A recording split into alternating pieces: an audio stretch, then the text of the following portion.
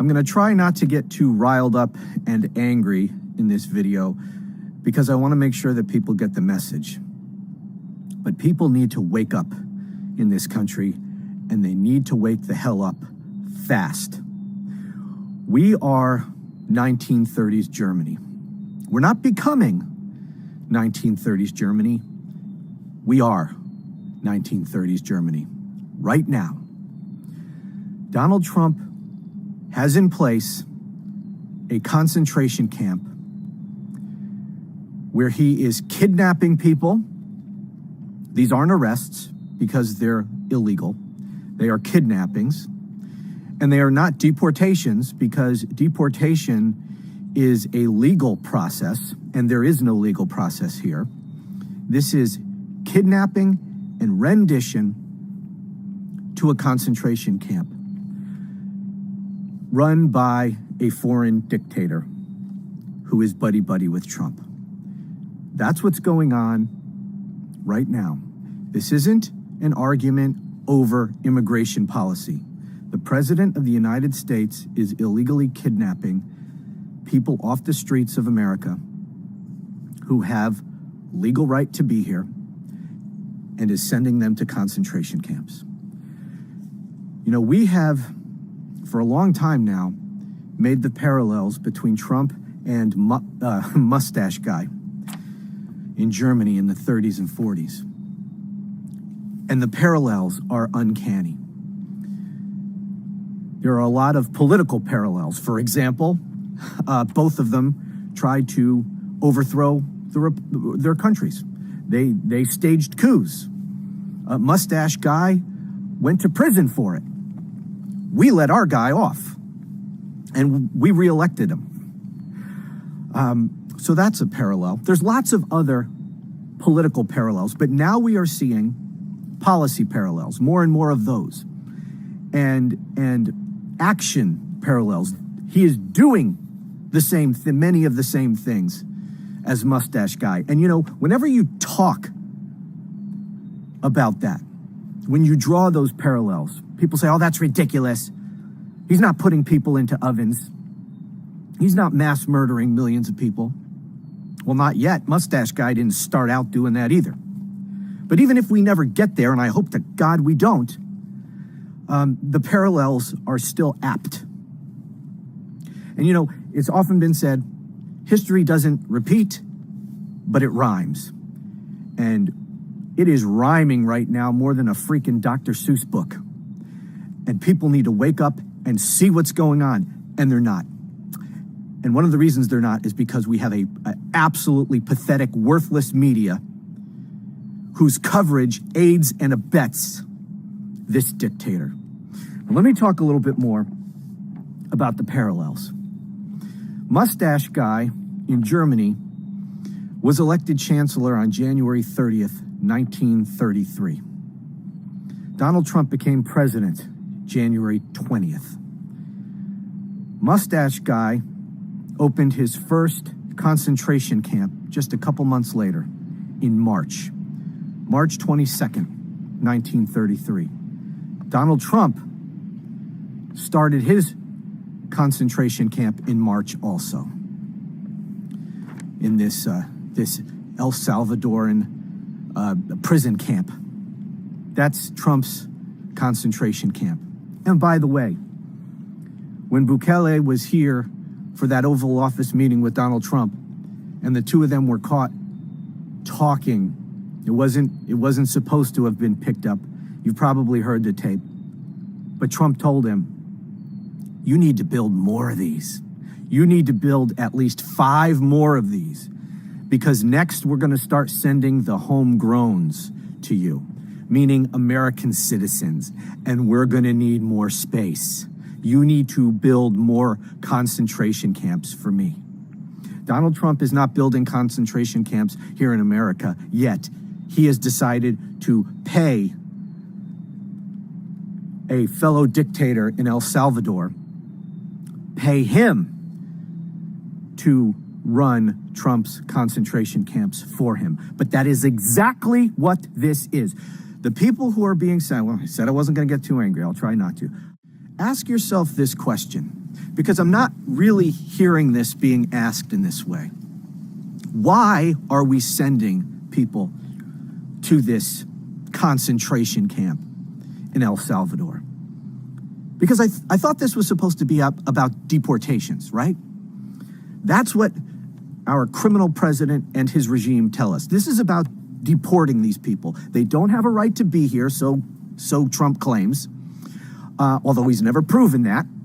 And we know for a fact some of them, at least, were here legally. But he says they are not here legally, and they are a threat to the country, and so we are deporting them. Well, what does deportation mean? It means that we send them back to their country of origin. We've been deporting lots and lots of people here for a very long time. Barack Obama deported a lot of people. He just sent them back to their country of origin. He didn't send them to a prison camp for the rest of their lives run by some third world dictator. He just sent them back to their country of origin. That's what deportation is. Now, if they committed a crime in this country, what you do is you indict them, you charge them, you put them on trial, you convict them, then you sentence them to prison. They serve their prison sentence, and then you can deport them. I was a prosecutor. I prosecuted a lot of people who were in this country illegally. We sent them to prison, and after completing their sentence, then they were deported. After paying their debt to the American society, whose laws they violated. That's how it's supposed to be handled if they committed a crime. But they haven't been charged with anything here. And they're not simply being deported to their country of origin. They are being sent to a concentration camp in a third world shithole run by a dictator, Trump's buddy. That's what's going on here. So why? Why are they doing that? Why are they not deporting people as is supposed to be the case? Why are they not just returning them to their country of origin? Because this is laying the groundwork for doing this to the American people. That's what this is. These are concentration camps. These people are being sent not for a defined period of time to serve some prison sentence and then they'll be released. No, they're being sent there to be held indefinitely for the rest of their lives, to die in these prison camps, these concentration camps. That's what's going on here. Why? Why is he doing this? He's testing. This is all a test. He's starting out with these people he labels as illegals or gang members or terrorists. But where's this going? It's going exactly where he told Bukele it's going. Next come the homegrowns. Next come the American citizens. We're gonna need more of these concentration camps. I need at least 5 more because next I'm gonna send you American citizens. That's where this is headed. And if he gets away with this here, with Abrego Garcia and the others, next he's coming for American citizens. If he can kidnap Abrego Garcia and these others, no hearing, no due process, and send them for the rest of their lives to a concentration camp in El Salvador, then he can do it to you or I. He could do it to anyone, for any reason. If he can get away with this, not having to produce evidence, not having to give court hearings, no due process, if he can get away with it, then he could do it to an American citizen. Why not? You simply kidnap an American citizen who you want to disappear, and you just send him to a concentration camp. And then if a court tells you to bring him back, you say, screw you, I don't have any jurisdiction, and you can't tell me what to do anyway. This is foreign policy, and the courts have no say. Well, you can't do this to an American citizen. Who says I can't? We're at war. And who says he's an American citizen? I say he's an illegal. I say he's a terrorist. I say he's a gang member. So screw you, court. That person is staying there. They're in the right place. You hear Pam Bondi talking about Abrego Garcia? Now she says his wife and kids are better off with him in that prison camp in El Salvador. What's going on in this country is 100% pure evil. We are not headed to 1930s Germany. It's here. Next is American citizens. That's what this is all about. And why? Political dissent. That's where this is going. People who politically dissent from this dictatorship. It's happened in many countries throughout history. Political dissidents are kidnapped and disappeared to some gulag in Siberia or wherever the hell around the world. This isn't new. They're following the exact same playbook that has been followed by dictators around the world throughout history. And you know why most people in this country have no freaking idea? Because they probably think to themselves, oh, that's just all hyperbole. If Donald Trump was really doing anything like that, surely the media would tell us about it. So that Romano Report over there on YouTube, that guy's crazy. The media would tell me if that's what was really going on. And you know, I got a comment yesterday, I'll end it with this, to one of my videos, and it was a person, I wish I could have gone, I tried to find it, I couldn't find it, but the person said essentially this, I don't care about Trump. I'm not a Trump person. I don't really care one way or the other about Trump. But these people are criminals, and they shouldn't be in this country. So I don't have a problem with them being sent to El Salvador, because they shouldn't be here anyway, and they're criminals and terrorists and gang members. I told you weeks ago when this first happened, and he invoked the Alien Enemies Act, and he started kidnapping people. And by the way, I have a suggestion about what Democrats can do about this, but I don't have time to get to it here. But if you want to hear about that, subscribe, turn on notifications so you don't miss any of my videos. I promise you're going to want to hear this. Anyway, when this started happening, I told you why he did this, because he didn't need to invoke the Alien Enemies Act in order to deport people. But this was never about deportation. This was about setting up a showdown with the Supreme Court, because in order to become an absolute dictator, Donald Trump needs to nullify the other two branches of government. He's already got Congress in his pocket. They're nullified. They're not an issue. He's got to get rid of the courts or nullify the courts. He doesn't have to actually dissolve Congress or the courts. He just needs to essentially nullify them so that they have no effect and he can just ignore them.